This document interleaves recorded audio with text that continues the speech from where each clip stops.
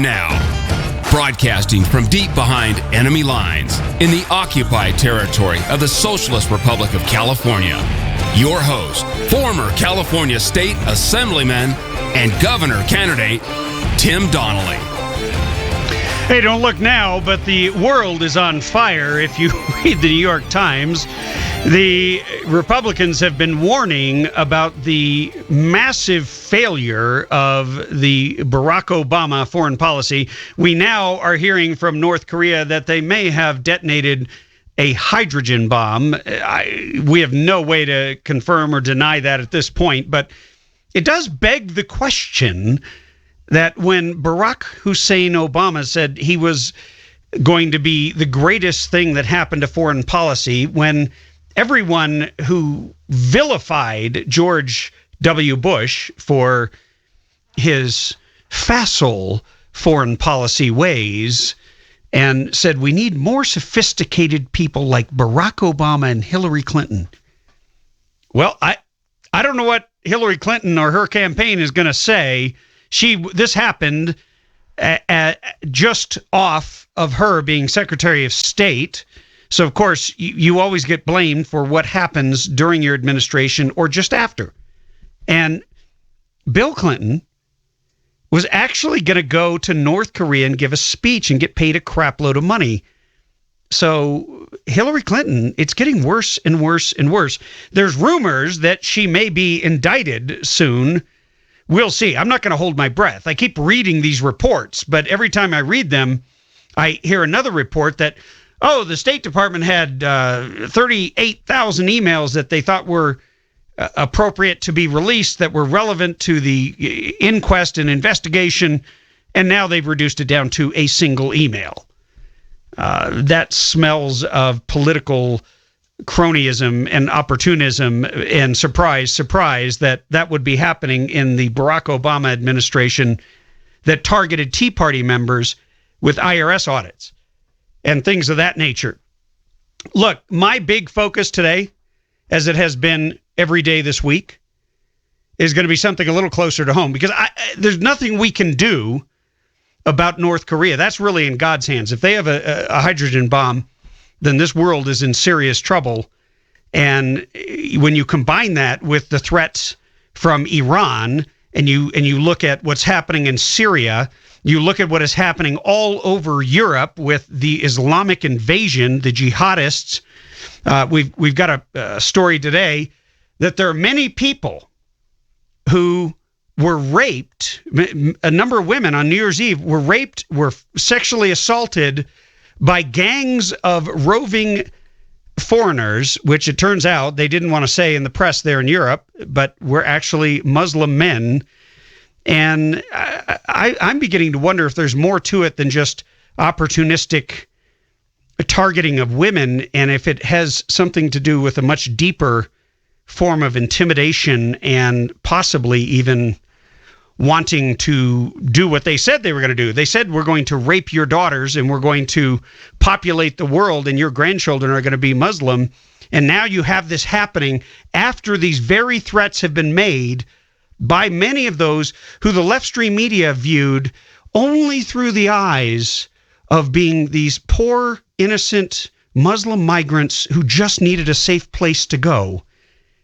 The reason I bring up things like that is because when America begins to go down the same pathway, when the common knowledge is that we just need to be nicer. We just need to love a little bit more. We need to be more tolerant. Look, I think Americans are an extremely tolerant and an extremely generous people when it comes to immigration. We always have been. It's part of what makes us great. If you want to come here and you're willing to respect our rules and comply with our process, which is a little bit of vetting. We want to know why you're coming. We want to know how you're going to support yourself. We want to make sure you're not a criminal or someone carrying some kind of a disease that we've wiped out that we don't want to reintroduce. Those are reasonable concerns. But see, reasonable doesn't fit anywhere in the Islamic jihadist ideology. In Islamic fundamentalism, extremism is the only touchstone. It is the entire point is extremism. And when reasonable meets extreme and you throw in a dose of political correctness, that's how you lose your freedom. That's how you lose your liberty. That's how you endanger your community, your family, your state, your country. And we're watching it happen. And we're watching weak-minded people. I can't believe how many of these celebrities. First of all, I like to go watch people who have a certain talent in acting act. I don't really care what they think politically for the most part, as long as they're not using their fame and fortune to destroy this country or undermine my rights.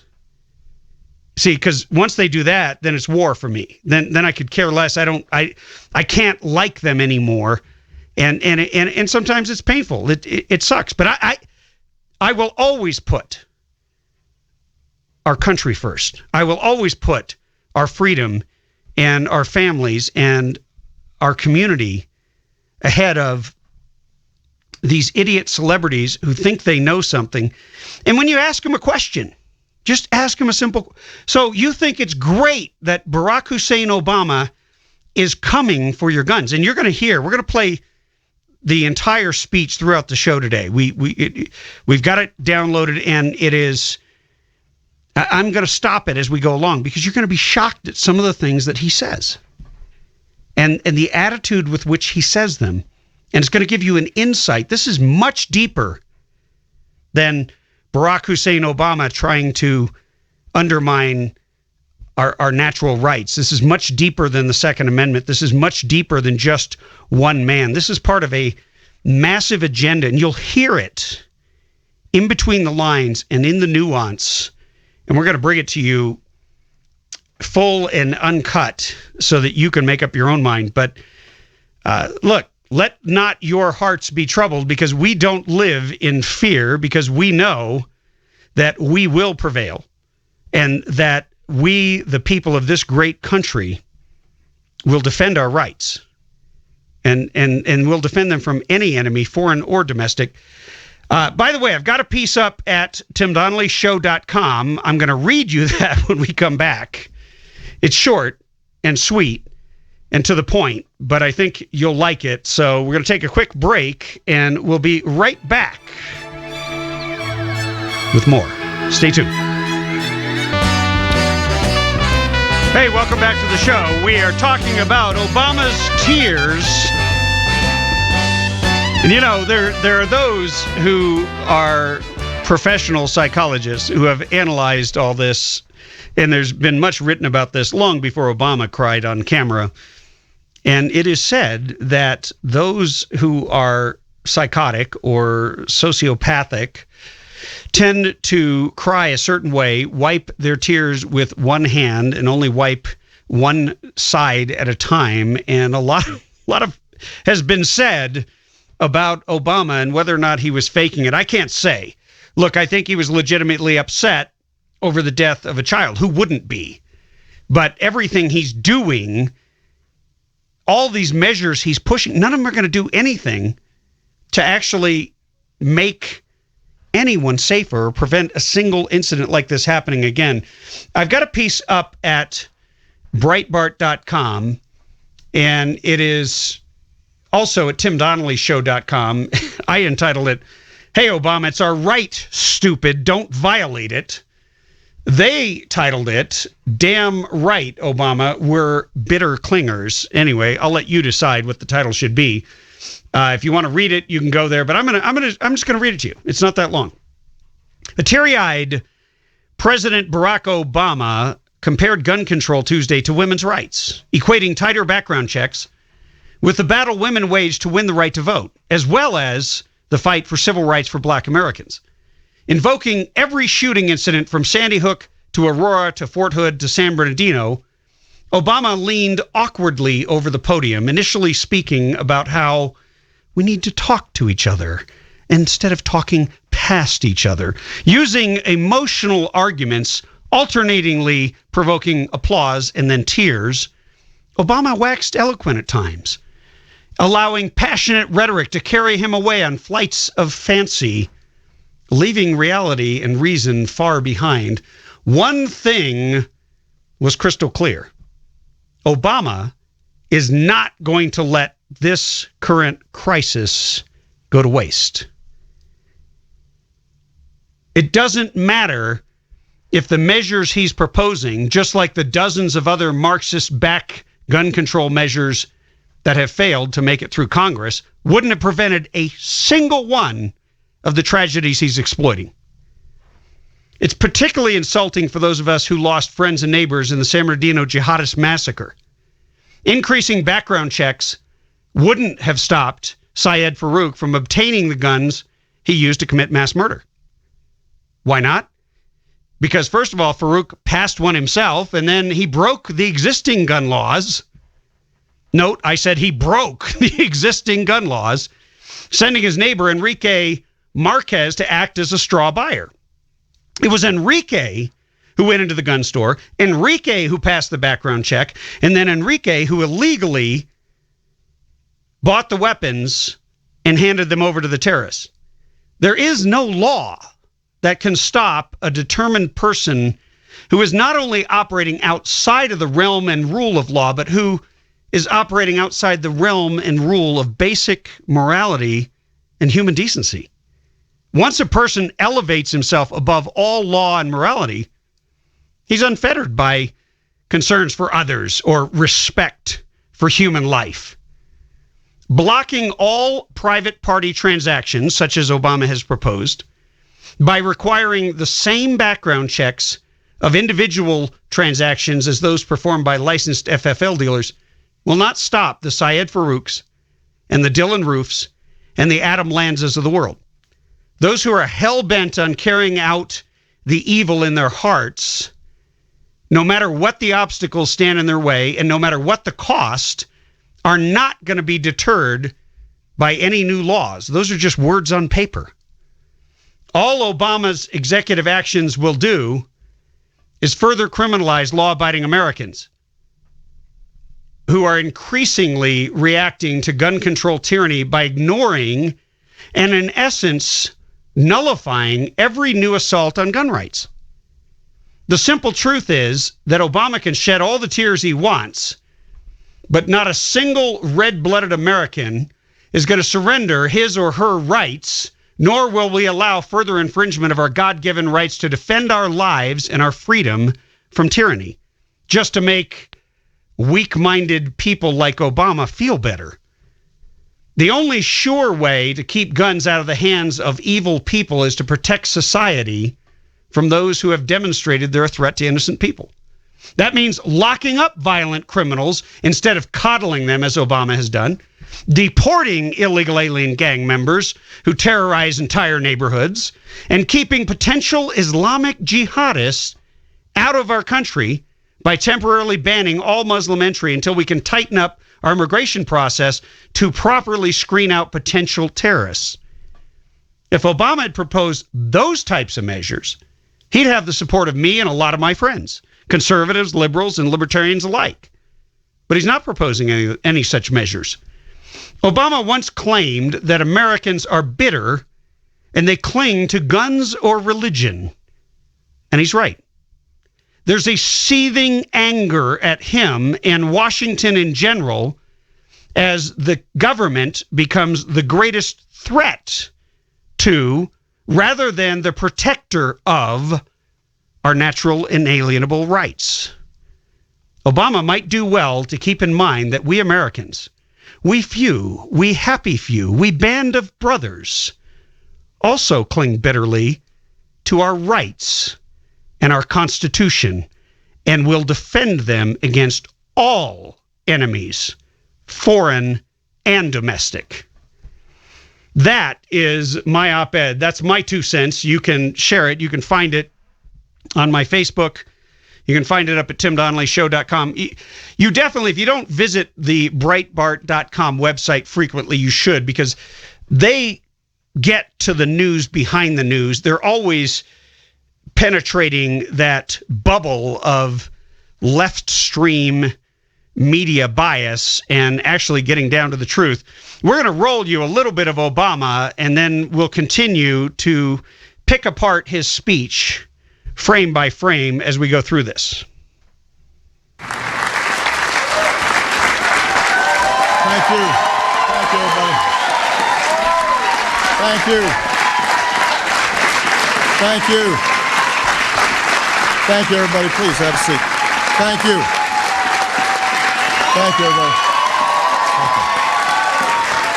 Thank you. Thank you, everybody. Please have a seat. Thank you so much.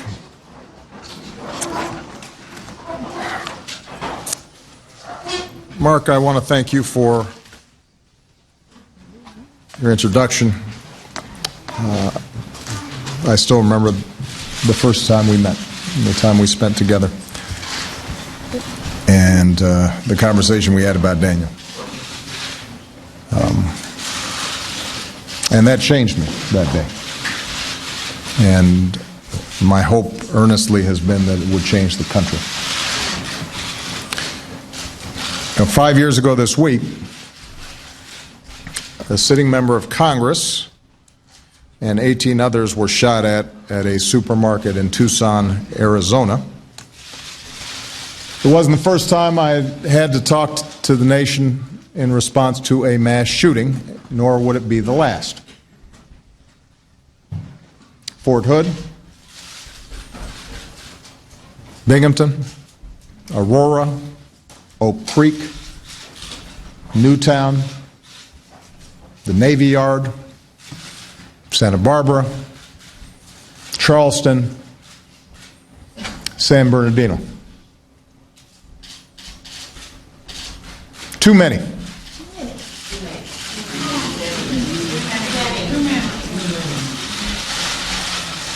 Now, thanks to a great medical team and the love of her husband, Mark,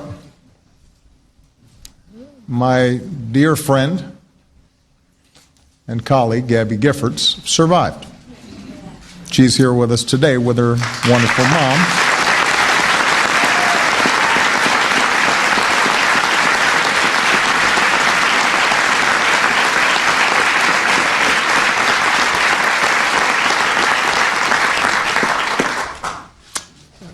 This thanks to a great medical team, her wonderful husband, Mark, who, by the way, the last time I met with Mark, this is just a small aside, you may know Mark's twin brother is in outer space. He came to the office, and I said, how often are you talking to him? He says, well, I usually talk to him every day, but the call was coming in right before the meeting, so I think I may have not answered his call, which made me feel kind of bad. That's a long-distance call. So I told him if his brother it's kind of sad. It's kind of sad that he can't be this charming and this caring when he's talking about the victims of the Islamic jihadist massacre here in San Bernardino. He definitely has a penchant. I think he met with Bill Clinton and went to charm school because he's been way out of sorts. Anyway, we'll continue with this after we've got some guests coming up that you won't want to miss. Targeted exposing the gun control agenda. The director will be on with us when we return, so stay tuned.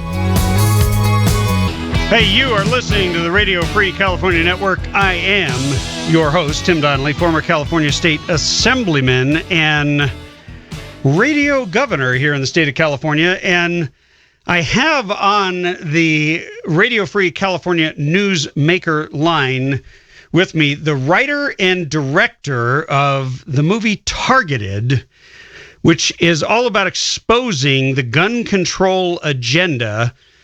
Jesse Winton, welcome to the Tim Donnelly Show. Thanks, Tim. How are you doing? I am doing fantastic.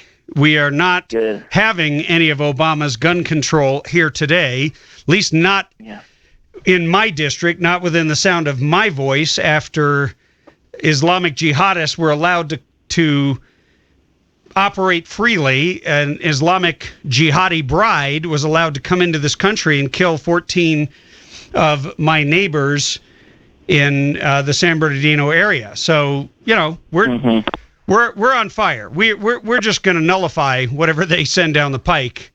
At least that seems to be the feeling here. But you've got a movie that you've done. You traveled all over the country.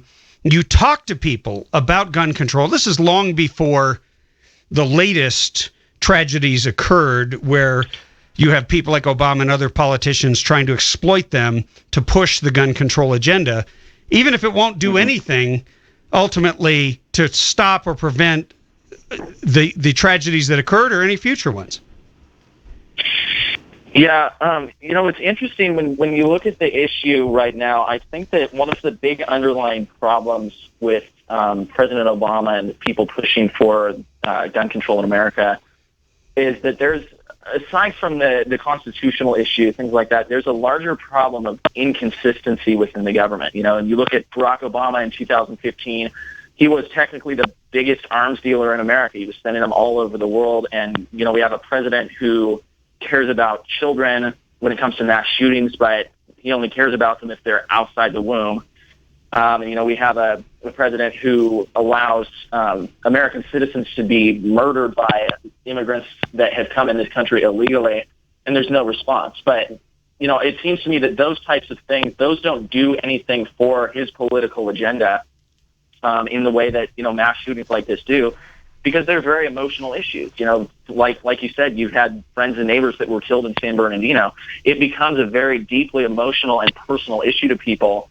And, when emotion rules thought over logic, we end up with inconsistent policies like this and unconstitutional policies and illegal policies like this that many people end up supporting. Yeah, I mean, one of the things Obama is talking about, and I haven't got to this yet, I'm going through his speech frame by frame, but toward the end of the speech, when most people have probably, most rational people have tuned out because they just can't stand listening to a sociopath, but he goes into how we need to use fingerprint grips and all kinds of safeties that would largely render guns to be extraordinarily expensive and almost unusable. I don't know if you've ever been in a hurry and you have to use the thumbprint on your iPhone, but it never works when I'm in a hurry or if I put it at the wrong angle or whatever. Well, just think, when you're just trying to communicate with somebody, that's not usually an emergency, but if you needed to use your firearm to defend your life or your family or your loved ones, I wouldn't want to have something that might be unreliable holding me back, certainly. Yeah, absolutely. And I think that, again, one of the big issues in, specifically talking about the smart gun technology, I was actually talking about this with some friends last night, is the idea that whether or not smart gun technology actually works, and I know they're still working on it and developing it, but whether or not it actually works, that's not something that the government should be mandating for weapons manufacturers. That's not the responsibility of the government to go through and force manufacturers to develop new technologies and then force them to sell their products with those new technologies. So what we're dealing with, again, and this is the whole issue on most of the political issues that we're dealing with today, I think, is this large government overreach, this consistent plethora of policies and agendas that step outside of the boundaries of the federal government and start to encroach upon what are basic necessary human rights, the right to life, things like those. They are encroaching upon those in ways that they have absolutely no jurisdiction to do. I don't think that anybody would argue that the federal government, there are things that the government is constitutionally given the ability to do, but they've completely lost those boundaries, and they've stepped out. How about securing the border? How about securing the border and keeping us free from invasion? How about administering effectively immigration policy to where you don't allow a jihadist into the country who has sworn war against this country and decided that it is within their purview to slaughter innocent people. I mean, there's all kinds of things. You make a great point, but I want to ask you about something, because I have a theory, and it's backed up by my own travels. You and I have met when I was running for governor and traveling the state, and many times I've traveled the state of California, pushing for one issue or another. Most recently, pushing against forced vaccinations. And I discovered something very interesting, because a lot of the people who were helping me with that were either Democrats or former Democrats, young mothers, and a lot of them fell victim to the gun control emotional argument. But after they saw what the government wanted to do to their children with the vaccinations, they became gun rights people. And so I think we're starting to see a distrust of government that is bipartisan, and that in particular seems to have taken a foothold among people, I would say, under the age of 30. And since you traveled and did a lot of interviews for this movie, is any of that backed up by your own research? Yeah, I think, and I've said this for quite a while now, I think that there is becoming a very sharp divide that will continue to take over the political arena, as we continue forward. In that, I think that we're seeing a sharp, I guess you could say a Y, if you will, going two different directions. And we have hard right and we have hard left, rather than the kind of mishmash in the middle that we've had for so long. I think that we're seeing a rise of more, constitutionalists in the face of more people that are, hardline socialist liberals, like someone like Bernie Sanders. And we're seeing the political sphere and the political thought process of people in America, I think, shift into those two directions. I think that what's happening is that there's lots of people that are being duped into believing that the government is, there for their protection right now, but there are so many more people that are starting to, do their own research and not allow themselves to be, controlled by media and controlled by the government and what the government says, and by emotions. And they're starting to, really wake up and be able to think about these issues on their own. I think we're definitely going to continue to see that political divide happen, and I think it's going to be a great thing, because I think what it will do is it will allow us to be able to discuss issues on the basis of the ideas and the core thought processes that are there, rather than on the basis of how it makes people look in their, their own political spheres and their own political circles. And I think that's been a big problem for, the past few years, is that, Republican lawmakers oftentimes, I think, have been afraid of losing their credibility with people on the other side of the fence. And so they don't discuss ideas. They work through this grid of politics, rather than on the basis of ideas, which, was the way that our country was founded. Our country was founded on hardline ideas, and the founding fathers disagreed on, some of the things that they were pushing for. But either way, they brought it back down to the ideas and how those ideas would affect the people of the United States of America. And I think that we're heading back towards that, of two sharply differing worldviews, political worldviews, but discussing ideas rather than just discussing politics. Hey, we are talking with Jesse Winton, the writer and director of Targeted, which is a movie about the gun control agenda. We're going to play a clip of that when we come back from this break. You're not going to want to miss it, so stay tuned. We'll also take some questions as we find out what's next for this movie. Hey, you are tuned to the Radio Free California Network, and we are talking with Jesse Winton, the young writer and director of the documentary Targeted, which is an expose of the gun control agenda. I'm going to play you a 2-minute clip, and then we'll talk again with Jesse. I am going to warn you, you may hear the sound of my voice because I'm in the film. I forgot to mention that. Anyway, here it is. There is no such thing as gun control. There's only people control. There's only government control. You look at government after government who infringes people's liberty and their rights. One of the first steps is they either register or confiscate guns. They want power over everything we got. And it doesn't make sense to me unless there is a master plan to shift this country into socialism.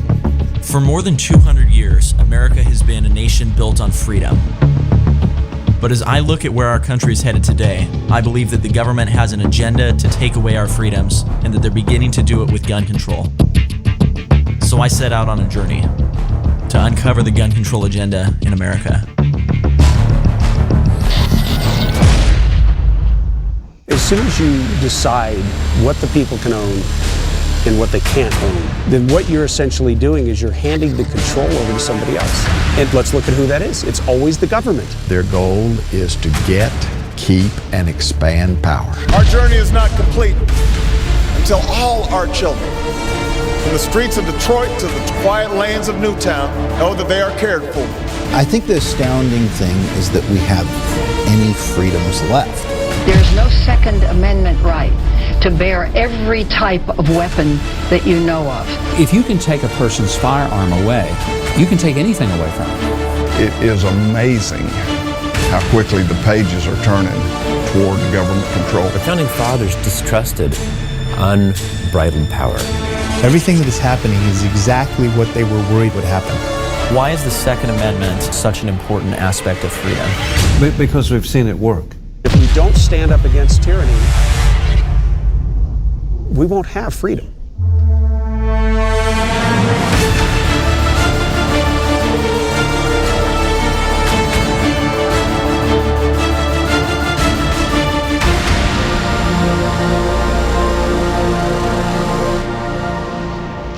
That's the trailer from Targeted. We've got Jesse Winton, the young writer and director, on the line. And I should mention, Jesse, your dad, Randy, is the producer. You guys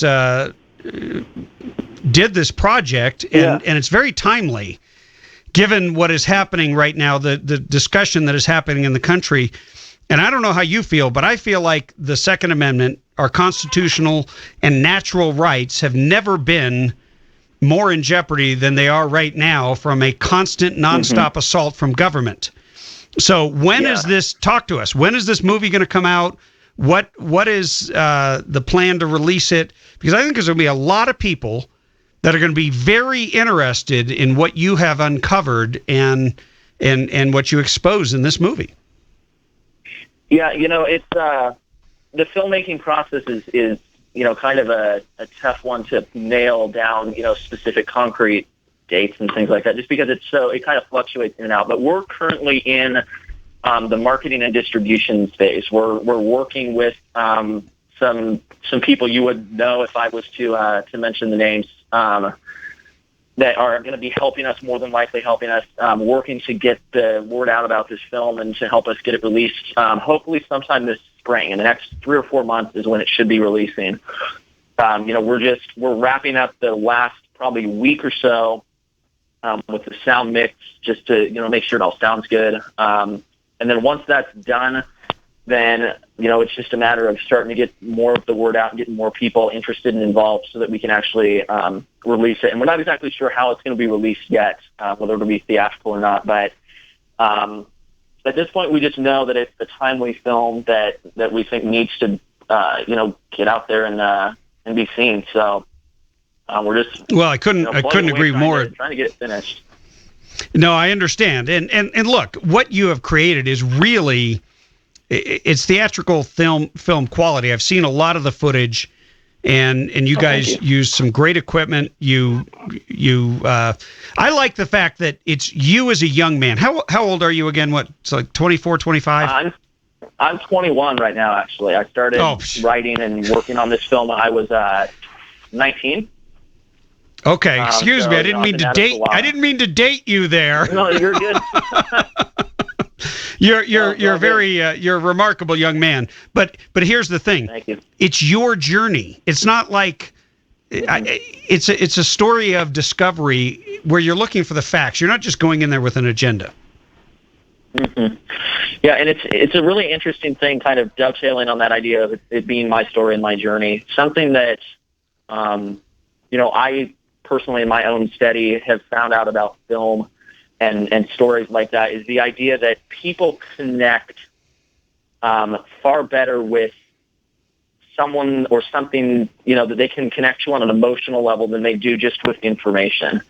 So there's all this information about the gun control issue that we have in the film. That's important information that needs to get out there. But, it was really important for me directing it that the documentary have something that would connect people more to it than simply, an issue. And what it ended up being was kind of my journey of discovery. And, watching documentaries myself, doing a lot of research, something that, is kind of a big deal for me is the fact that the things that I found out in the course of making this film, and that I talk about in the voiceover and stuff, finding out throughout the process, those are things that I really did discover and learn as we were making the film. They weren't things that I went in fishing for. I know this information is there, and I just want to get them to say it.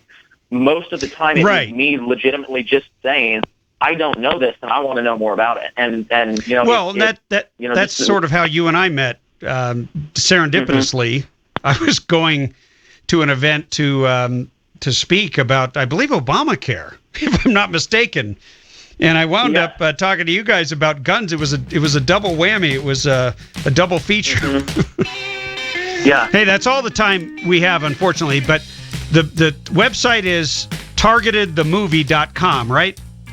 Mm-hmm. That's it. And when you are closer to release, we'll have you back on. And thanks for joining us today, Jesse. Fantastic. Thank you for having me, Tim. It's been great. You got it. Hey, we'll be right back with a whole lot more. Don't touch that dial. Hey, welcome back to the Radio Free California Network. I am your host, Tim Donnelly, former California State Assemblyman and radio governor here in the state of California. And by the way, news flash at 11, I'm sure you know this. It's raining and snowing in the mountains, and they will call it storm track, as if it has never, precipitation has never fallen from the sky before. We are going to switch gears in a major way from guns to art. And I can't make much of a connection except that shooting and firearms can be an art in and of itself. I did study art history in college, but I'm fascinated by this book, and we're being joined by Dr. Victoria Coates, who is a PhD in art history, something that Obama has no respect for, but obviously Senator Ted Cruz does. He's made her his foreign policy advisor, and she's written a book called David's Sling, A History of Democracy in 10 Works of Art. And I'm going to bring her on the Radio Free California Newsmaker line if it still works in spite of the snowfall that is happening right at this very moment. Dr. Coates, welcome to the show. Tim, thank you so much for having me on. It's fantastic having you. You've got this new book out, and you are looking into how art reflects democracy and what it tells us about our history and maybe a little bit about the future, right? That's very much the point of David's Sling. What I was trying to do is try a little bit of specialized history and tell the story of democracy through the objects that these 10 free systems produced to commemorate themselves, because they all tried. These were all very deliberate. They knew what they were doing. They really wanted to send us a message about what they had achieved. And most people see them in a vacuum, and I tried to place them into context. And you worked in, of course, you were a consulting curator at the Cleveland Museum of Art, but you were also a director of research in the office of Donald Rumsfeld. So you've got art, and then you've got like defense and foreign policy in your blood. I'd be remiss if I didn't ask you what your thoughts were about the Obama administration and foreign policy, especially in light of what's happened in Syria, all across Europe, including France and Germany, and now, of course, well, in Iran, which is a completely rogue state, and now North Korea talking about how it has detonated an H-bomb, which, of course, nobody has confirmed or denied, but it sounds like things are out of control under Obama. Well, they are, and it's a very disturbing time. And for me, it's a little bit of a relief to have this book come out, because in David Sling, you can see both my tracks, the political track, the art history track, come together. So the fact that I might have been a curator at Cleveland and worked for Secretary Rumsfeld are a little bit less surprising to people. But certainly, as you so rightly point out, I mean, we are in a very, very troubling time. And I think what we've seen, tomorrow we have the anniversary of the Charlie Hebdo attacks. We have the North Koreans announcing their tests today. This is going on all around the globe. And so we are called, I think, more than we have been in well over a generation, to really come together to protect and defend the tradition of the West. And that's what David Sling is all about.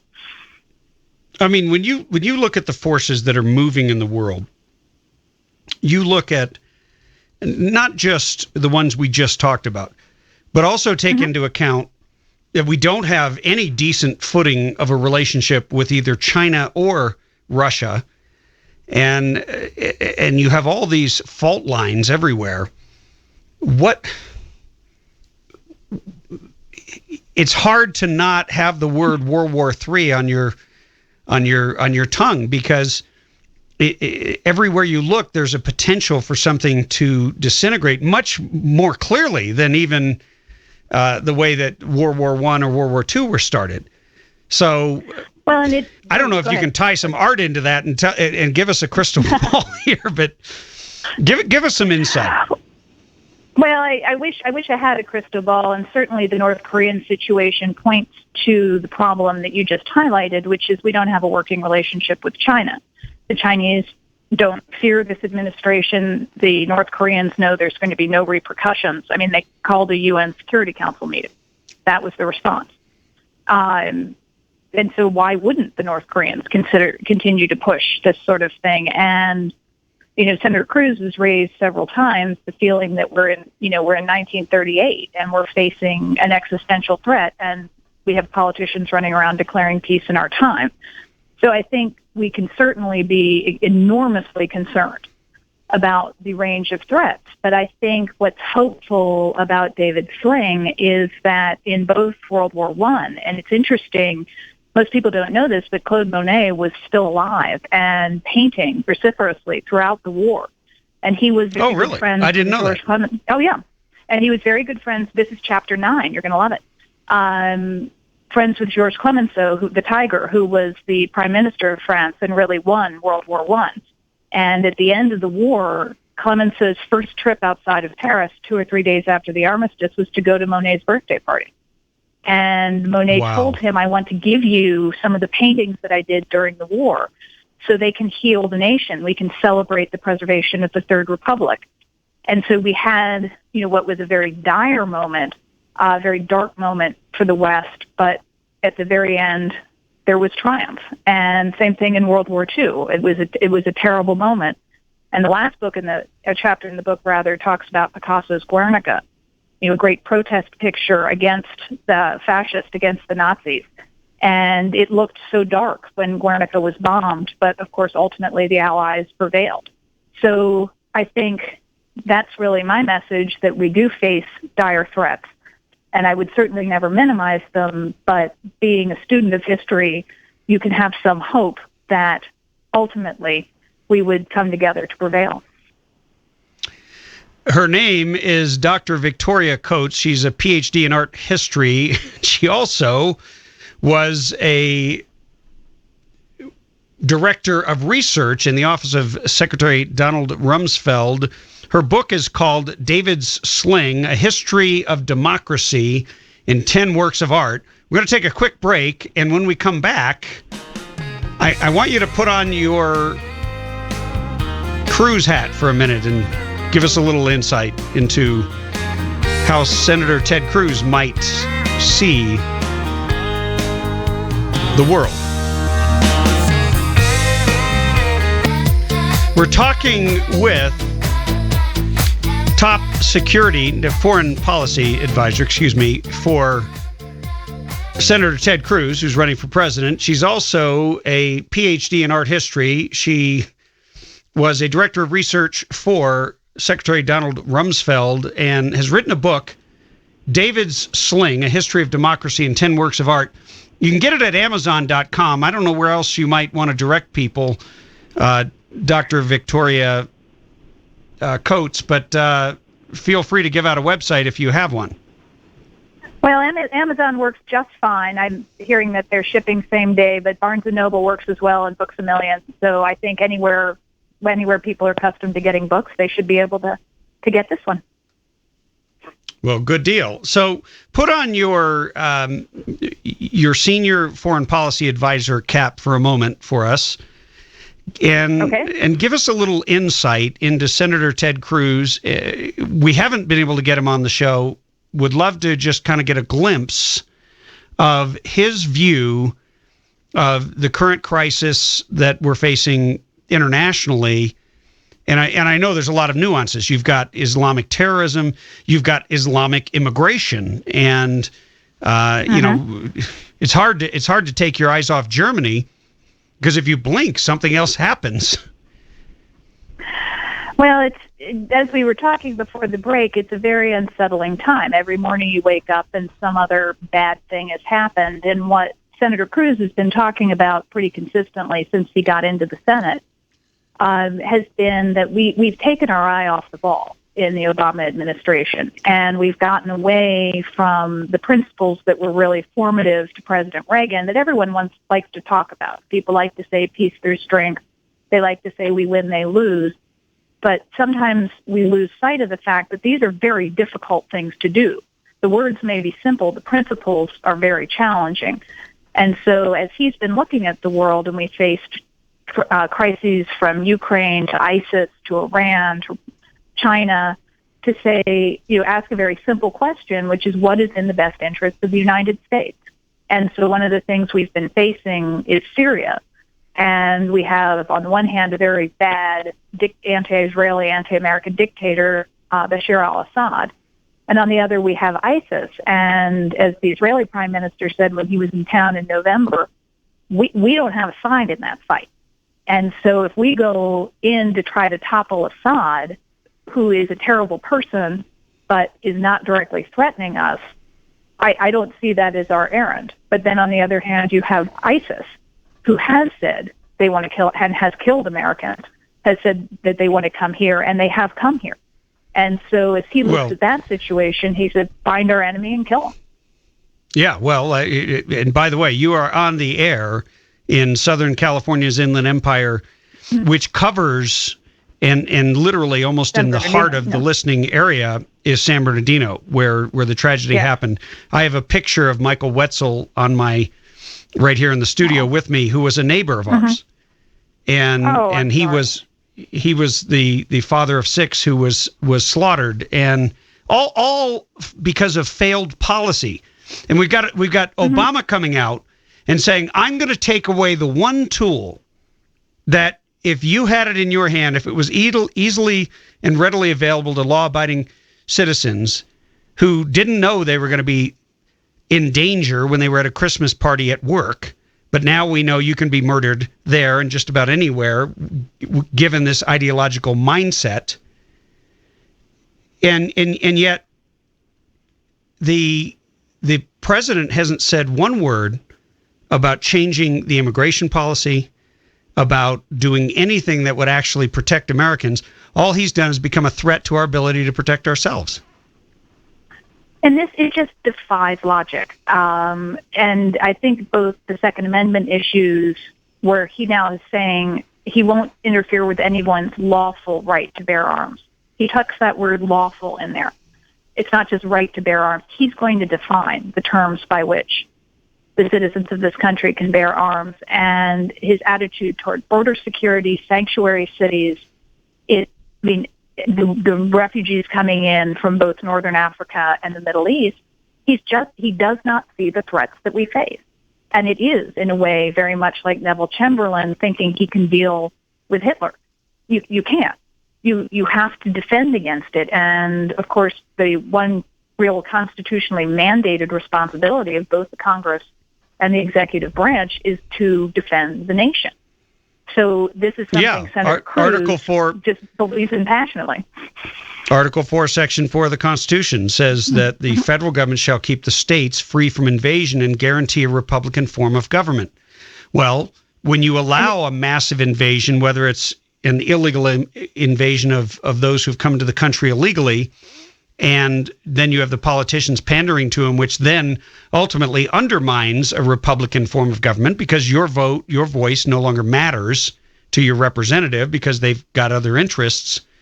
These are the issues of our time, to say nothing, obviously, of the threat of the Islamic jihadists. We love Senator Ted Cruz for saying, he didn't say we're going to hunt him down. He just said we're going to kill him.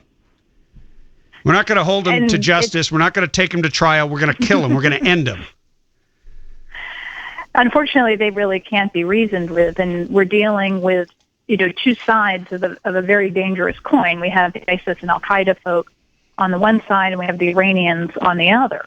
And one of the things that's been particularly disturbing about the last 24 hours with the North Korean threat is the deal that the Clintons struck with North Korea in the 90s was very similar to the deal that the Obama-Clinton administration just struck with the Iranians. They would relax sanctions. There would be a civilian nuclear program. The country would be reintegrated into the international community, and everything would be ducky, and there was a champagne toast.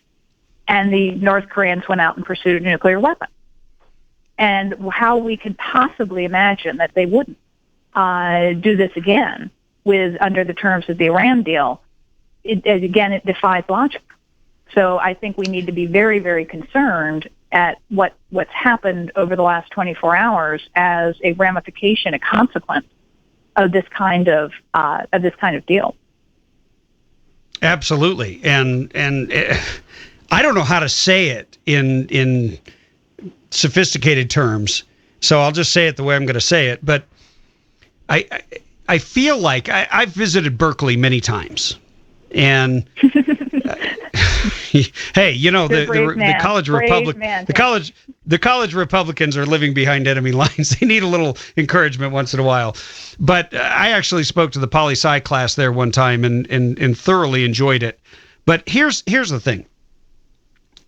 Barack Obama and his administration remind me of the protesters who will always take the side of the Palestinians on a college campus like Berkeley, who don't know anything about the history or the actual, the history of the different wars in the region or anything. They've never even heard Israel's side or any side except one. And it's almost like they were transported from the Berkeley campus to the White House. And there's no regard. There's not like this, hey, one thing I was saying out on the campaign trail, and now that I'm in the White House, I'm obviously going to take national security much more seriously. Obama seems to have no serious concerns about anything but golf. Well, sadly, I think that's true. And I think it's been very interesting watching this year the sort of outbreak of outrageous behavior on college campuses. There seems to be no adult supervision whatsoever anymore on campus. And I couldn't have planned it this way, but it's very much part of the argument of David Sling, which is this is the sort of thing we should be studying rather than getting bent out of shape about a yoga class or a safe space or whatever it is. This is our tradition. These are the sorts of things people should be learning about. They should learn about Michelangelo and Rembrandt and Picasso. They should learn about what happened in ancient Athens and ancient Rome because it informed what we're trying to do in this country today. And it is antithetical to everything that this administration has stood for. Well, and certainly when you look at Galileo and others, there was such a political undertone. I mean, you couldn't have the sun be the center of the universe. I mean, it was flat Earth stuff, and so art was at the center of it and reflected it, but also advanced the argument. Oh, absolutely.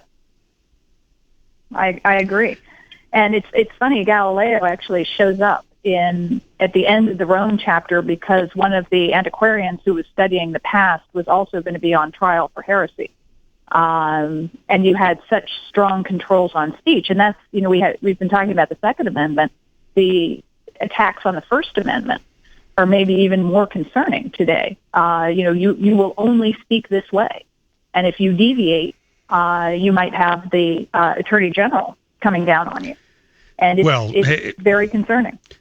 Hitler, excuse me, I meant to say Obama. Did I say that? Obama reminds me of Hitler in a lot of ways, trying to silence the First Amendment, silence the Second Amendment, silence dissent, and do it with a smirk and a smile and a tear. But sadly, we're out of time. We can't delve into that further. We've been talking with Dr. Victoria Coates. Her book, David's Sling, A History of Democracy in 10 Works of Art. You can get it at Amazon, Books A Million, Barnes & Noble. Thanks for joining us, Dr. Coates. Thank you very much. Have a great night. Godspeed. Hey, we're going to be right back with a whole lot more here on the Tim Donnelly Show, so stay tuned. You have found your way to the Radio Free California Network. We stream live at timdonnellyshow.com. You can connect with us there at Facebook, Twitter, email, and of course, the phone number, 323-746-TALK. If you wish to use that Alexander Graham Bell invention that you are currently texting on. Once again, it's 323-746-8255. We're going to go to the phones here before we return to our picking apart, frame by frame, of Obama's abomination, his tyrannical gun control proposals. We've got Mike in Wrightwood. Mike, welcome to the show. Hey, Vince, the thing that really bothers me about this president, trying to play tears, and I don't know how many people are really paying attention, but if you don't have your flag half-mast, you should. U.S. Army lost a soldier yesterday in Afghanistan. And what has happened now is that the troops are actually fighting. Our, roles like in other countries to support have ended. And now our troops are actually back to war, back battling, except what we're doing is we're sending in a handful of troops to go with a large group of the other side. And I personally went out with, Iraqi National Guard, 60 of them and 2 of us. And it's the most dangerous situations in the world because it's not us controlling us. And, it's frustrating when, in San Bernardino, I live in San Bernardino. It's great they put the flags half-mast. When we lose a soldier, I think it should be automatically said to drop it for a week and give the respect to that man who just gave everything in the world for us to be free and for everybody else to be free. And, hopefully something's done about it. And, it's really this law that he's passing. And, I was at the VA all day today, and it's amazing to sit down and, spend a whole day with vets that are all pretty pissed off. They're all not happy. They see what's going on. They all have questions about the world, and now there's stuff with the bomb going off. And, we keep trying to tell this government and even Intel, we've told them for years, if we stay tough, we'll be okay because nobody wants to mess with us. But we've become so weak that now we got Korea wanting to make out a, atom bomb or, these bombs. Yeah, the hydrogen bomb, which I think is like 1,000 times more powerful than an atom bomb. Right, even registered in the earthquakes. But, the thing that got me was the UN administrator or admin, the president of the UN came out and said, that they weren't going to tolerate that. And it's like, you're not going to do a thing about it. That's why we need to kick them out of here, stop paying for it, and start taking care of our own and start watching our own people. And, there are a couple of good candidates out there, Cruz. And, when you're talking about the art, there are 2 things about art that really get me. One is we've seen in the past that there's been several people that have used art to become famous. One is Hitler.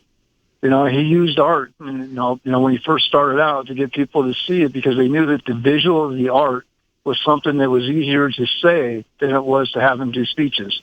And we saw it with, and it's not the comparisons. I hope people don't start freaking out. Obama did the same thing. We've seen it with other dictators in the past, and this has been going on for years, hundreds of years, where people that wanted to be dictators, wanted to take over, started using art to get to the people and to get their attention, and it's a very good thing to do. And then on the flip side, for those guys like me that, never can draw, I'm colorblind, we get to go in and attend art classes with the Winter Project, and I've got 4 paintings on my wall that I've done that, everybody says is pretty wild because I drew stuff that I had to ask what color it was, but I know what it should look like. And thank God we have this really great computer system that'll tell you what color everything is. So art has two different things it can do.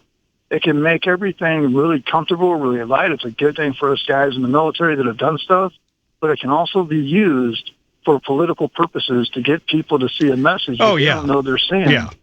And Well, it's the greatest there's thing in the world. there's no question about that. And by the way, the next time you're at the VA, please give our regards to everyone that you talk to, that we've got their backs, that we care, and that there's a lot of people out here. We may be the silent majority sometimes, but we are deeply grateful for their service. We're grateful for your service, Mike. Thanks for the call. And we're going to go back to Obama. And Mike said it. He sort of apologized for making a comparison to Hitler. I don't know if you need to apologize anymore. The guy has taken so many pages out of that playbook. He has clearly studied how to control people.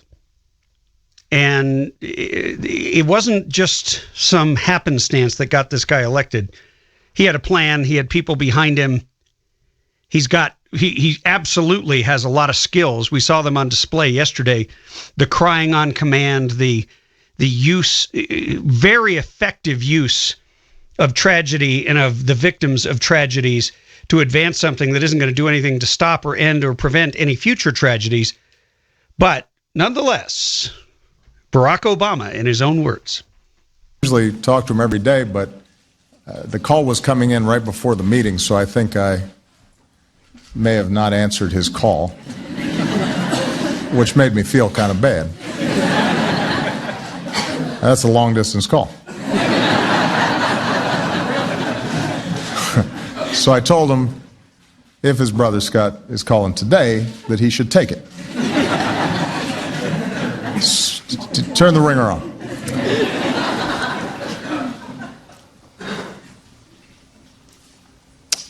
I was there with Gabby when she was still in the hospital. And we didn't think necessarily at that point that she was going to survive. And that visit right before Memorial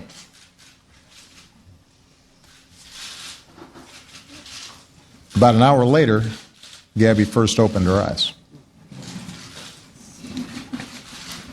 Now, I remember talking to Mom about that. But I know the pain that she and her family have endured these past 5 years.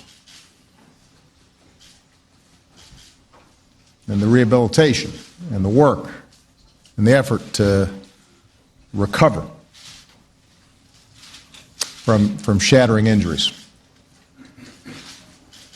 And then I think of all the Americans who aren't as fortunate. Every single year, more than 30,000 Americans have their lives cut short by guns. 30,000.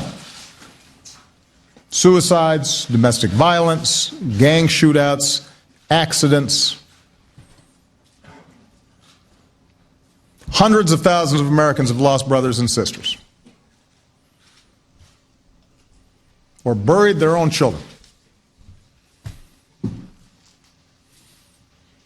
Many have had to learn to live with a disability, or learn to live without the love of their life. A number of those people are here today. They can tell you some stories. In this room right here, there are a lot of stories. There's a lot of heartache.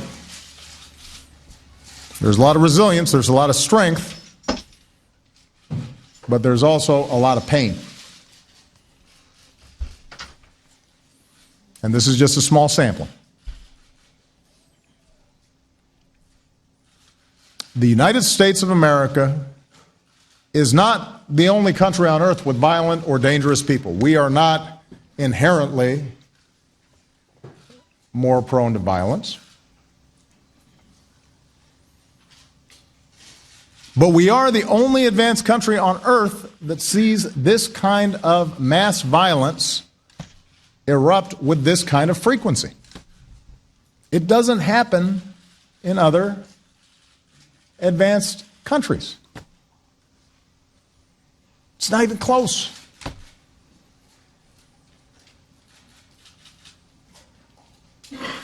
And as I've said before, somehow we become numb to it and we start thinking that this is normal.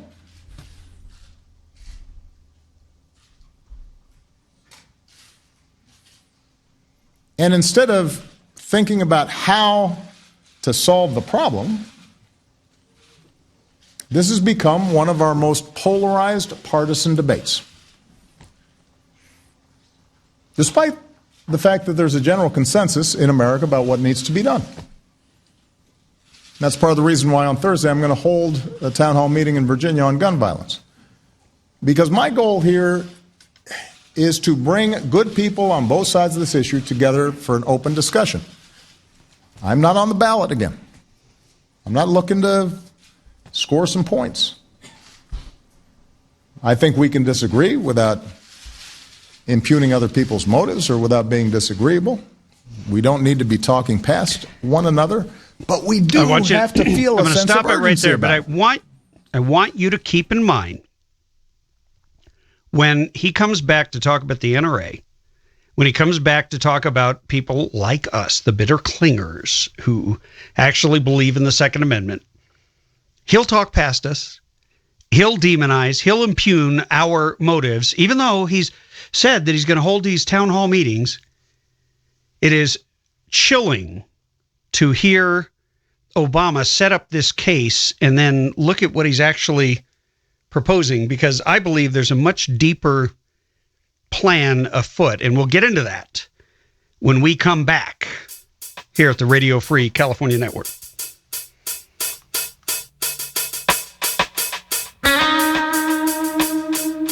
Hey, welcome back to the Radio Free California Network on a snowy, rainy Southern California winter day. Yes, we still have winter in spite of the global warming hot air hoax. But we've been talking about guns. I know it's such a tough subject. It is when you talk about crocodile tears.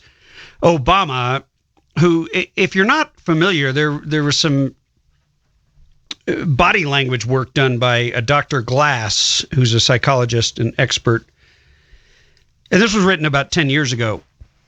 And she made the observation that when psychopaths or sociopaths cry, they will wipe the tears with one hand, one eye at a time.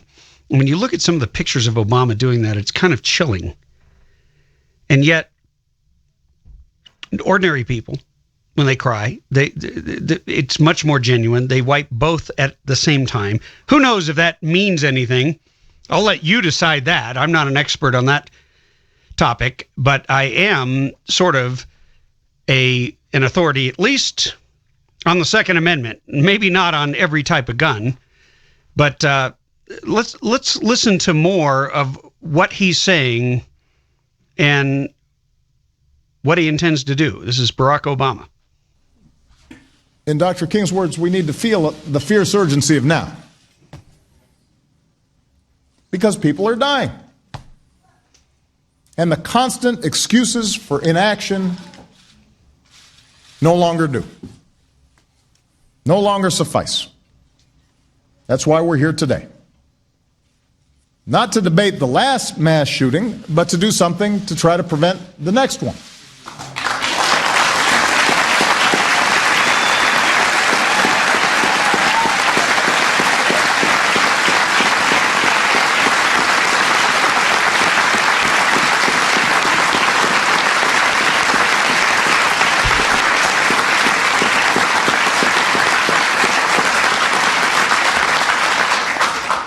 To prove that the vast majority of Americans, even if our voices aren't always the loudest or most extreme, care enough about a little boy like Daniel to come together and take common sense steps to save lives and protect more of our children. Now, I want to be absolutely clear at the start. I've said this over and over again. This also becomes routine. There's a ritual about this whole thing that I have to do.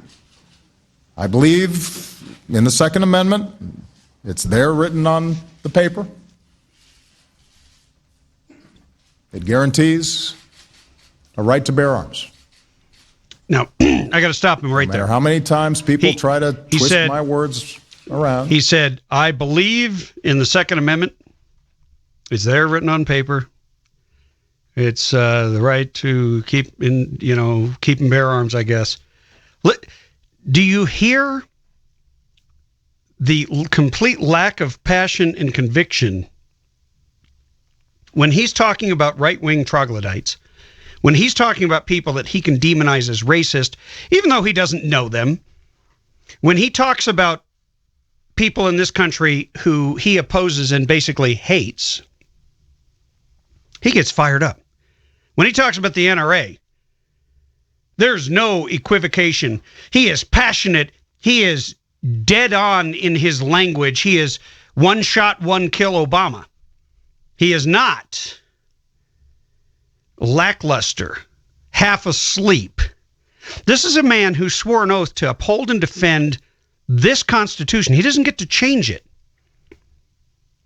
I honestly don't believe he knows what is in the Second Amendment or really truly understands the significance of the power that we, the people, will not give up to a tyrannical government that is hell-bent on taking away our ability to defend our natural human rights. It is a God-given right to be able to defend your life, period. It is a God-given right to be able to defend your property and your loved ones, period. And that, right there, there's no passion. He doesn't care about the Second Amendment. He's just telling you that. Wait. I wish you could see the look on his face when he says these words. It's incredible. Anyway, continue. I taught constitutional law. I know a little bit about this. I get it. So sarcastic. But I also believe that we can find ways to reduce gun violence consistent with the Second Amendment. I mean, think about it. We all believe in the First Amendment, the guarantee of free speech. Yeah, except for Loretta Lynch, your Attorney General. You can't yell fire.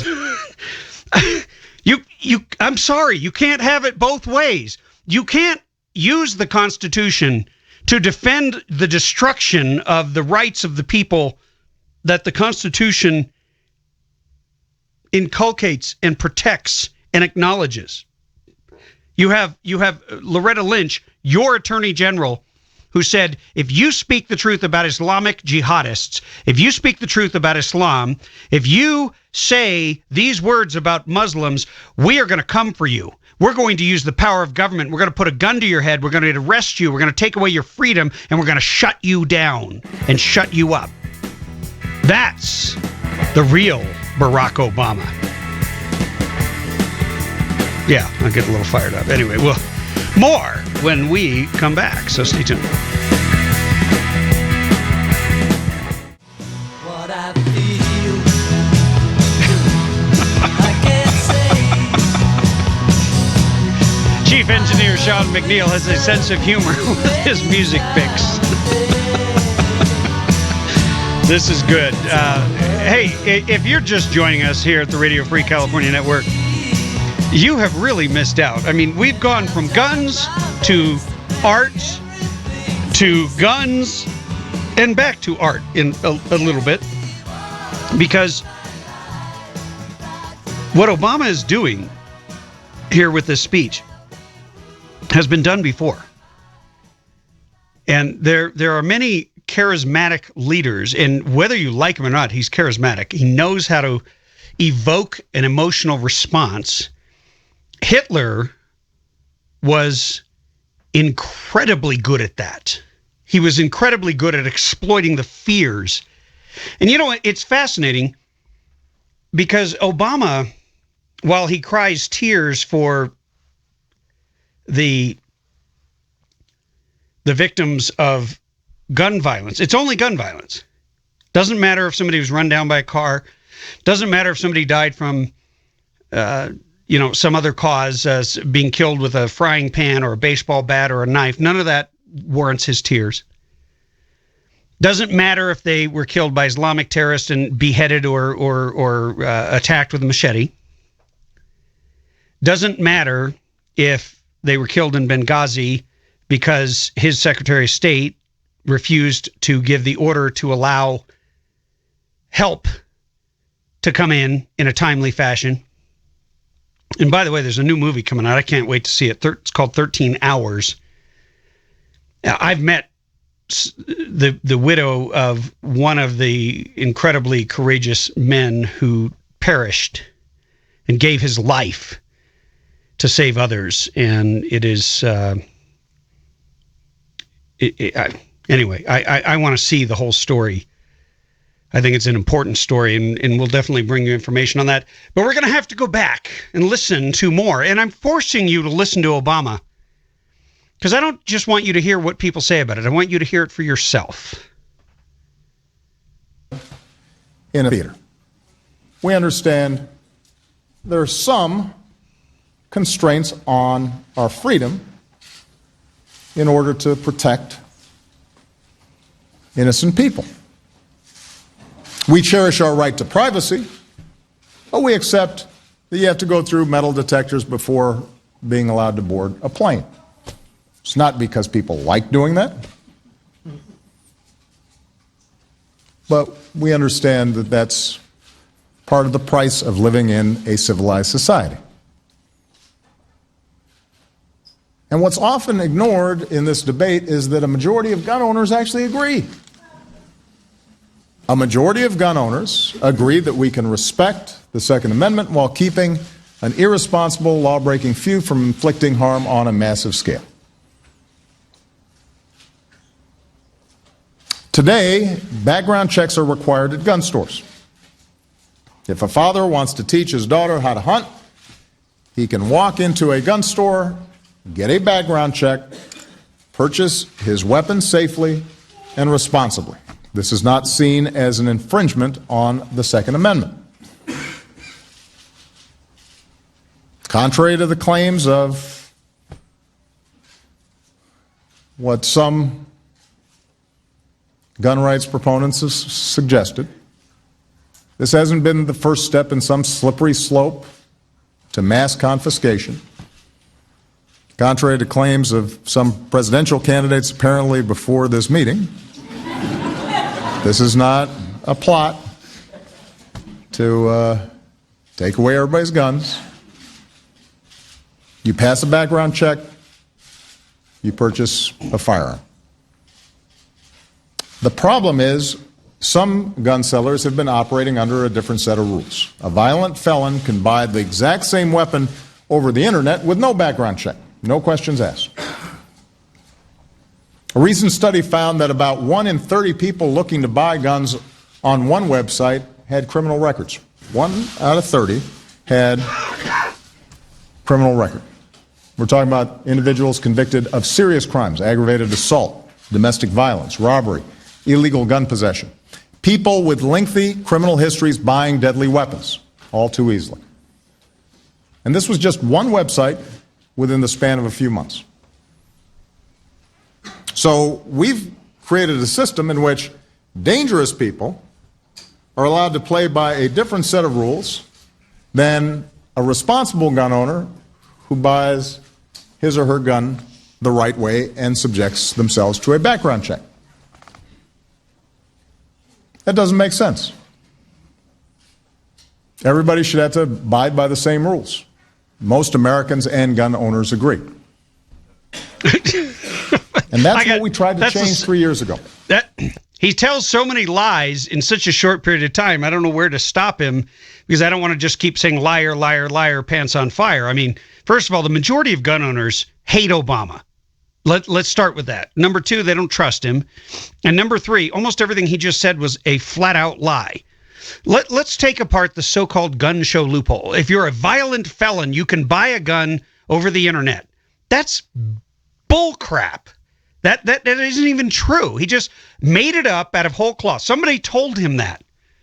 Look, I tried to buy a firearm. I didn't. My family did for me for Christmas, and they wanted to go cheap, so they bought it off at a website instead of directly from Turner's, which we eventually did. But what happens is the gun is then sent to an FFL dealer, and that's where you pick it up. So if you don't pass the background check, you don't get it. In my case, it wasn't on the California approved list, so it had to be sent back. But there's all kinds of protections. Everywhere you go. No, the only people selling guns to criminals are either the criminals themselves or, get this, Barack Obama. Yeah, I just said that. Barack Hussein Obama, under his administration with Attorney General Eric Holder, had a program called Fast and Furious. And in the Fast and Furious program, they bought all kinds of incredibly powerful weapons, ones that the left would call assault weapons with fear and trembling in their voices. And those weapons were bought by the U.S. government. Then they were sold to members of the drug cartels. Now, the game was they were supposed to chase them down and find out who they sold them to. They were sold to straw people, straw buyers, who were then going to sell them to the cartels and make a lot of money and take them across the border into Mexico. Well, they didn't take them very far because they killed Border Patrol agent Brian Terry on December 23rd of 2011. And so his blood is on the hands of Eric Holder and Barack Obama. So while he waxes and wanes eloquent and cries tears for these victims, he didn't give a crap about Brian Terry. He didn't give a crap about the people who his administration put at risk. So if we're going to start anywhere, Barack, I suggest that we actually start with the federal government. We start with you. Maybe we could put you in jail for selling those weapons to terrorists, essentially narco-terrorists, who have threatened and killed law enforcement and individuals. There's 100,000 people that are dead. You put guns in the hands, powerful guns like 50 cals. And sniper rifles and M21s and M14s and all kinds of guns. If you don't know what those are, you got to look them up. You need to know what your firearms are. Bottom line, they're all what would be classified by the government as assault weapons. Almost all of them have been banned to some extent in California. They're always coming after anything and everything. But they never turn it around on themselves. And it's time we start pushing back and fighting back with the simple truth. And the truth is that Barack Hussein Obama has caused more deaths with his straw gun purchases under Fast and Furious than have ever taken place out of a gun show from somebody who's a member of the NRA or on any of these online websites that sell guns, because the vast majority of them are good people who don't commit crimes. Too bad the same can't be said of our president. We're going to take a break, come back with more if you can stand it.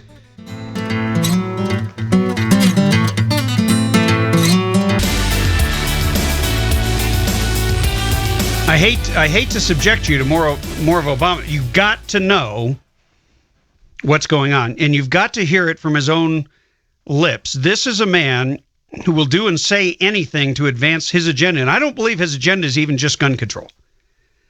I believe his agenda is to weaken America to the point that he breaks the back of the only antidote to tyranny and oppression and tyrannical dictators around the world. He wants America to get her comeuppance because she's been this colonial imperialist, this power that colonizes the world and takes the the natural resources away from those in countries where the vast majority of the population is not white. This is the way they talk on college campuses, by the way, if you're planning on sending your kid to one of those. Just warning you. But we're going to continue to inform, educate, and engage you so that you are able to decipher this for yourself when you hear it. Let's continue listening to the tyrannical tyrant-in-chief. After 26 Americans, including 20 children, were murdered at Sandy Hook Elementary. 2 United States Senators, Joe Manchin, a Democrat from West Virginia, and Pat Toomey, a Republican from Pennsylvania, both gun owners, both strong defenders of our Second Amendment rights, both with A grades from the NRA. That's hard to get. Worked together in good faith, consulting with folks like our Vice President, who's been a champion on this for a long time, to write a common sense compromise bill that would have required virtually everyone who buys a gun to get a background check. That was it. Pretty common sense stuff. 90% of Americans supported that idea. 90% of Democrats in the Senate voted for that idea. But it failed because 90% of Republicans in the Senate voted against that idea. Well, here's the only problem with what Barack Hussein Obama is telling you. The vast majority of people who buy guns go through a background check. Check, number one. So what he's saying is a lie. He's trying to close these little tiny, what he calls loopholes, which I call freedom. You are free as an individual to sell your gun to another individual. In different states, there are different laws. He wants to make them uniform, and he wants them to come down from on high. You see, that's not how our republic works. Each state has its own requirements and enforces them as it sees fit. And Obama wants to force federal gun control, uniform rules, and the problem, there's only one little teensy tiny problem with all of it. Almost every single one of the mass murderers who has used a gun passed a background check. So requiring more background checks, that's kind of like letting the horse out the back door of the barn and then going to the front door while the back door is still wide open and slamming it repeatedly on the head of the person who had nothing to do with any of it, who just happened to be walking by and maybe works there for you. It's just sheer stupidity. The back door is our immigration policy. It's our wide open border. It is the complete nullification and lack of enforcement of our immigration laws, including checking the social media of the Islamic jihadists who want to come here and kill Americans just for sport. And Barack Hussein Obama's administration, his Department of Homeland Security, is busy spying on you and your social media, but not the jihadists, because they don't want to offend the Islamic community. They don't want to offend Muslims. They don't want to be singling and profiling because that makes too much sense. So they'll spy on you as long as you're white, as long as you're Christian, as long as you're conservative, as long as you like guns. But when it comes to spying on the jihadists, there's a halo around them, put there by Barack Hussein Obama, who got the people that he exploited, once again, he got them killed. He doesn't want to talk about that, though. He just wants to talk about taking away these mythical, ghost-like loopholes that don't really exist except in his mind. Here's more. How did this become such a partisan issue? Republican President George W. Bush once said, "I believe in background checks at gun shows or anywhere to make sure that guns don't get into the hands of people that shouldn't have them." Senator John McCain introduced a bipartisan measure to address the gun show loophole. saying we need this amendment because criminals and terrorists have exploited and are exploiting this very obvious loophole in our gun safety laws.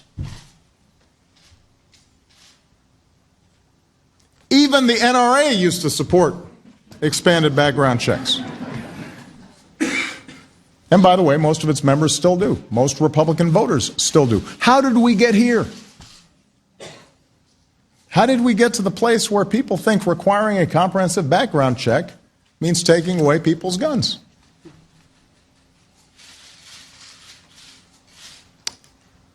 Each time this comes up, we are fed the excuse that common sense reforms like background checks might not have stopped the last massacre, or the one before that, or the one before that. So why bother trying?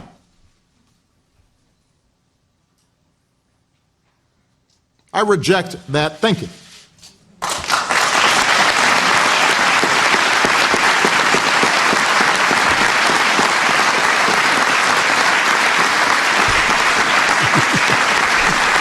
So I reject that thinking, and he gets applause.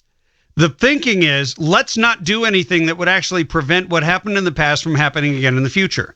Once again, I go back to secure the borders, tighten up the policies. When you're if you're going to let people in from terrorist sponsoring countries, then maybe you ought to put them through the ringer the way you put us through the ringer when we want to go buy a gun. How about we just say that? Good Lord. This just, I realize as I'm forcing you to listen to this, I'm forcing myself to listen to it again, and I've already heard it 3 times. This is a special kind of torture, but it's important. Because if we don't hear what the other side is saying, if we don't understand the arguments they're making, which are, any decent investigative reporter could have just stopped him and said, hey, so what's the point of doing things that are going to maybe stop some mythical thing from happening in the future that has never happened in the past? When it comes to law-abiding gun owners, you don't have NRA members going out committing crimes. They go to the range and they shoot targets, and then they clean up their brass, and they teach young people how to shoot safely and things like that. Ooh, real dangerous stuff. Anyway, more of Barack Hussein Obama and his tyrannical gun control agenda when we return. Hey, we are exposing the tyrannical gun control agenda of Barack Hussein Obama, and it has been a painful process, to say the least. But I am your host, Tim Donnelly, former California State Assemblyman and radio governor here in California, in the state of California, and I know how to handle this with kid gloves so as not to get burned by his lies or to accidentally get any of his acid rain tears on my fingers. Please continue the assault by our so-called we can't president. stop every act of violence, every act of evil in the world. But maybe we could try to stop one act of evil, one act of violence. Benghazi would have been a good one. Some of you may recall at the same time that Sandy Hook happened, a disturbed person in China took a knife and tried to kill with a knife a bunch of children in China. But most of them survived because he didn't have access to a powerful weapon. We maybe can't save everybody, but we could save some. Just as we don't prevent all traffic accidents, but we take steps to try to reduce traffic accidents. As Ronald Reagan once said, if mandatory background checks could save more lives, it would be well worth making it the law of the land. The bill before Congress 3 years ago met that test. Unfortunately, too many senators failed theirs.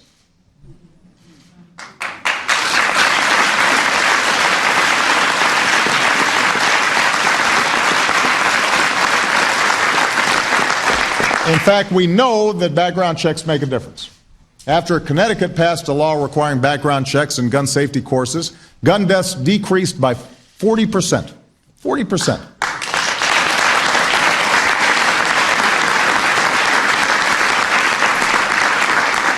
Meanwhile, since Missouri repealed a law requiring comprehensive background checks and purchase permits, gun deaths have increased to an almost 50% higher than the national average.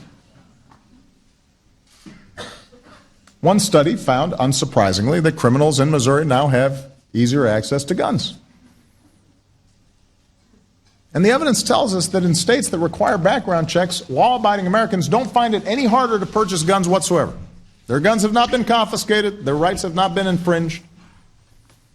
See, he tells you 1/10 of the story with that statistic. He doesn't tell you whether in the states where they require background checks, they actually put away criminals for a long period of time. That is a much more powerful deterrent to criminals. Also, depending on how many CCW holders there are in the state, or if you have open carry laws, criminals are heavily deterred, and you can ask them, they'll tell you, by the knowledge that people, individual citizens, are armed. They aren't going to break into the home of somebody they know is a sharpshooter with the NRA, or a sharpshooter in the military, or a sharpshooter on a police force. They're not going to break into that house. They'd be stupid. And yet what Obama doesn't talk about is that most of these crimes have occurred, most of these horrific mass murders, they're not crimes, they're mass murder. They're tremendous, inexplicable evil. They've occurred in what the government has laid out as victim zones, gun-free zones. And a gun-free zone guarantees you that people cannot defend themselves against a gun. They might be able to defend themselves against a knife, but they're not going to be able to defend themselves against a gun if they can't have equal firepower.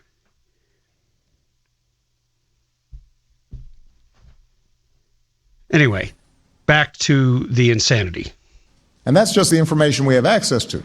With more research, we could further improve gun safety, just as with more research, we've reduced traffic fatalities enormously over the last 30 years. We do research when cars, food, medicine, even toys harm people so that we make them safer. And you know what? Research, science, those are good things. They work. They do.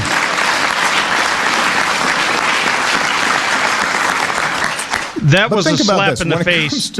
Hold on. Any of you who don't believe any of you who do not believe in the so-called climate change, global warming, and all the other nonsense, the hoaxes that they have perpetuated on us, that was a slap in your face. If you're a climate denier, then you don't believe in science. Well, you know what? There is a science to guns.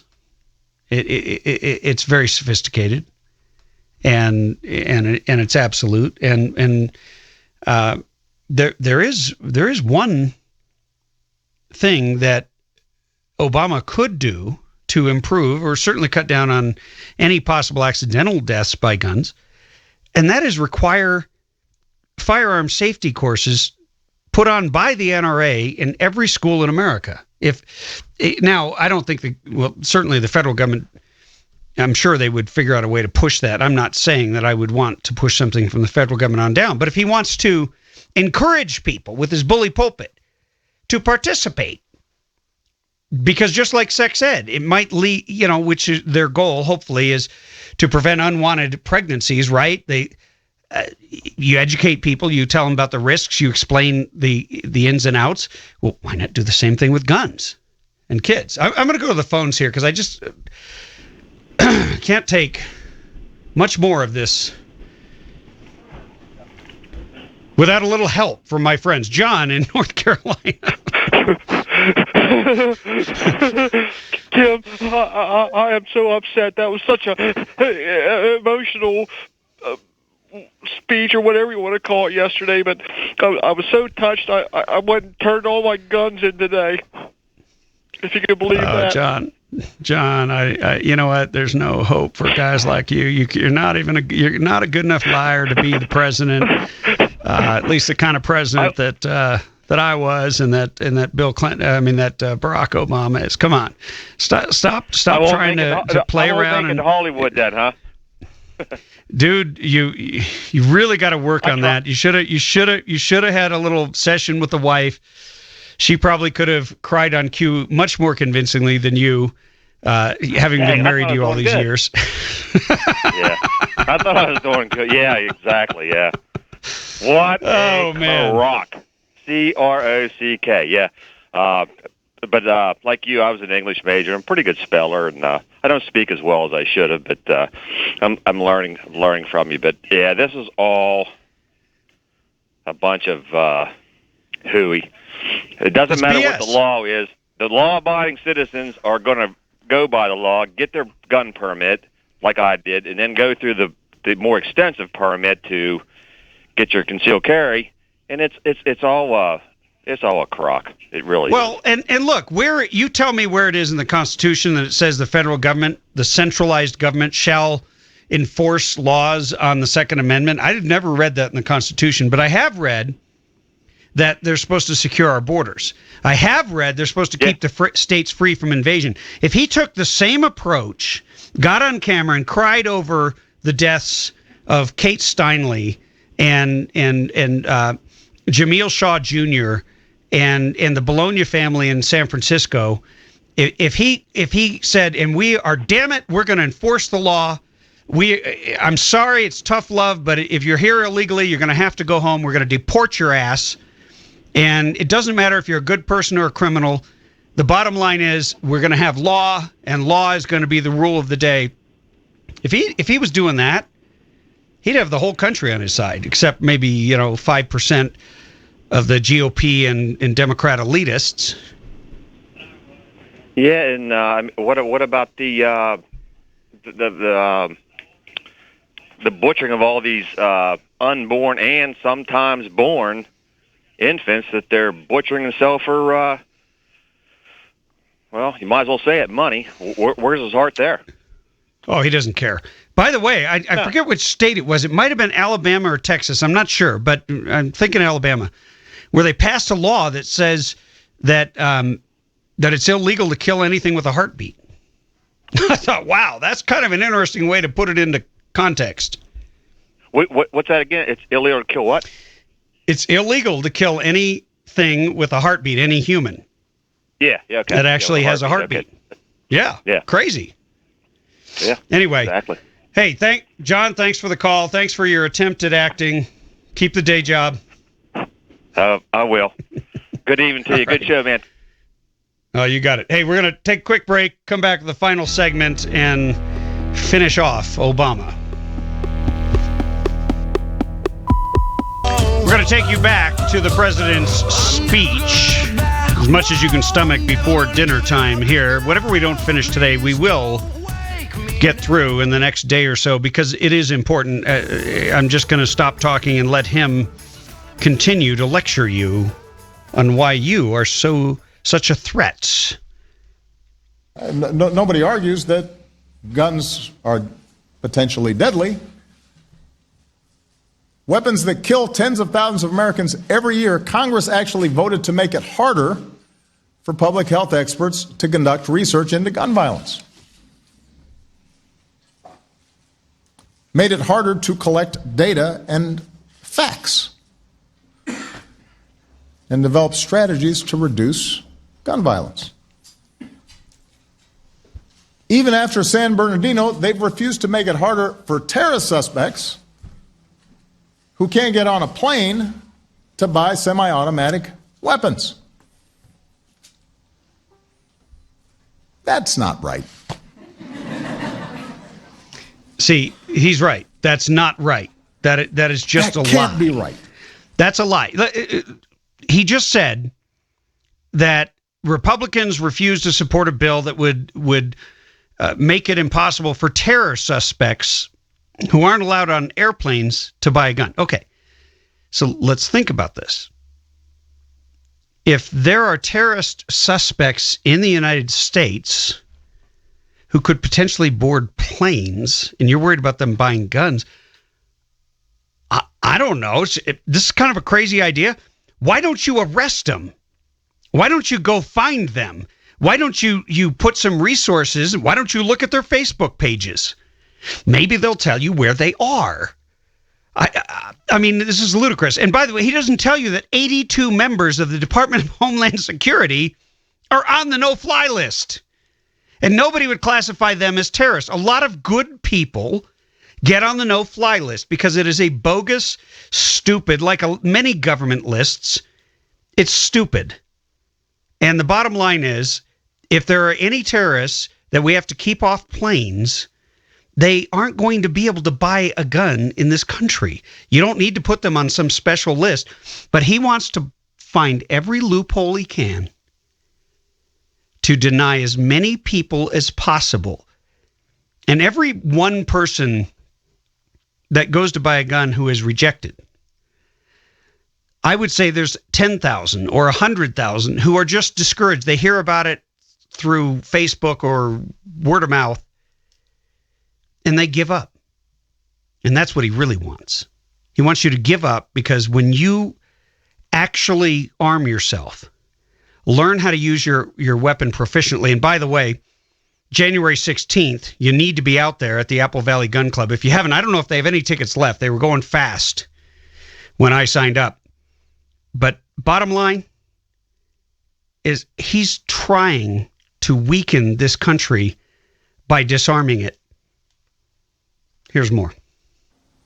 So the gun lobby may be holding Congress hostage right now, but they cannot hold America hostage. We do not have to accept this carnage as the price of freedom.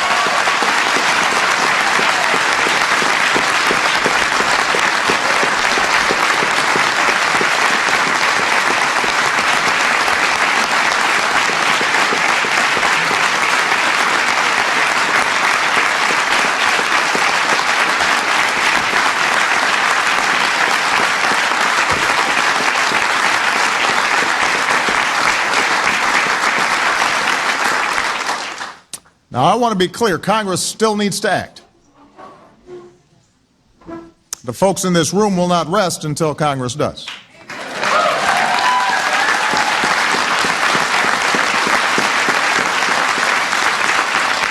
Because once Congress gets on board with common sense gun safety measures,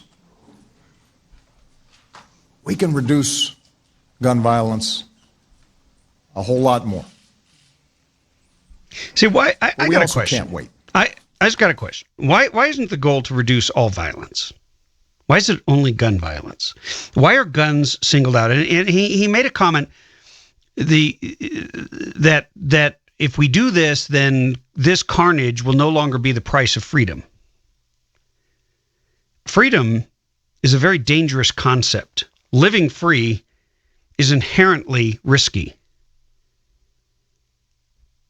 Having more guns in the hands of trained, proficient citizens who understand they are now on the front lines in a war they didn't declare, in a war that was declared on them by Islamic jihadists, by garden variety copycat killers who want to make a name for themselves, who are mentally disturbed, who have figured out how to procure firearms in spite of all the background check requirements and all the laws and all the strictures that we have allowed to be put in place. Even in Chicago, they're killing people at record numbers in spite of all the gun control. Bottom line, once again, freedom is risky. But it's much, much riskier to give over all of your power to a centralized government and make them the repository of your rights. I don't trust them. I don't know about you. We aren't going to be able to get back into any more of Obama today. We will continue this because there's a couple more points along the way. And, you know, the media has all turned on to other topics because this isn't sexy in their viewpoint. I think it's important because this is about whether or not you're going to pass on freedom to the next generation. And freedom has never been so fragile.